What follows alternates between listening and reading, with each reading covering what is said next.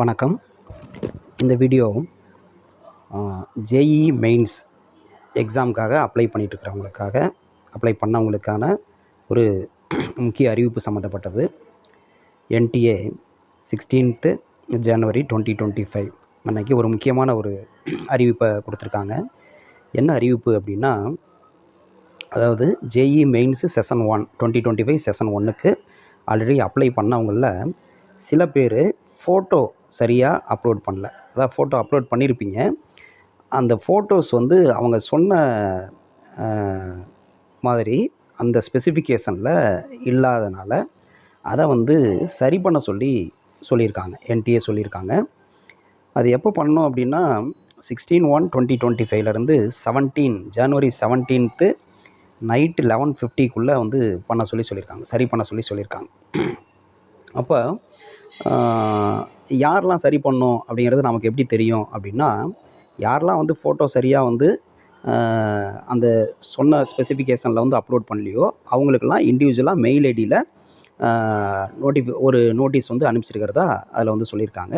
So உங்களுடைய நீங்கள் JEE மெயின்ஸ்க்கு apply பண்ணுறப்ப என்ன மெயில் ஐடி கொடுத்துருந்தீங்களோ அந்த மெயில் ஐடியில் செக் பண்ணி பாருங்கள்.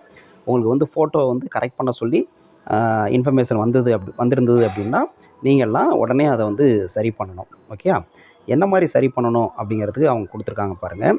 Specifications for candidates photograph to be uploaded refer para 3 step 2 of the information bulletin 2025. அதை வந்து கீழே சொல்லியிருக்காங்க. Passport size photograph should be between 10 KB to 300 KB அதுக்குள்ளே இருக்கணும். அடுத்து the recent photograph should be in colour with 80% face without mask visible including ears against white background. So background வந்து ஒயிட்டாக இருக்கணும், கலர் ஃபோட்டோவாக இருக்கணும், காது தெரியணும், 80% ஃபேஸ் வந்து தெரியணும், அது மாதிரி இருக்கணும்னு சொல்லியிருக்காங்க. அடுத்து the photograph should be named as ஃபோட்டோகிராஃப்கான அந்த ஃபைல் நீங்கள் அப்லோட் பண்ணுவீங்களா அதோட நேம் வந்து ஃபோட்டோகிராஃப்னு தான் இருக்கும், வேறு எதுவும் இருக்கக்கூடாது. அப்புறம் என்ன ஃபார்மெட்டில் இருக்கணும்னா ஜேபிஜி ஆர் ஜேபெக் அந்த ஃபார்மெட்டில் இருக்கணும்.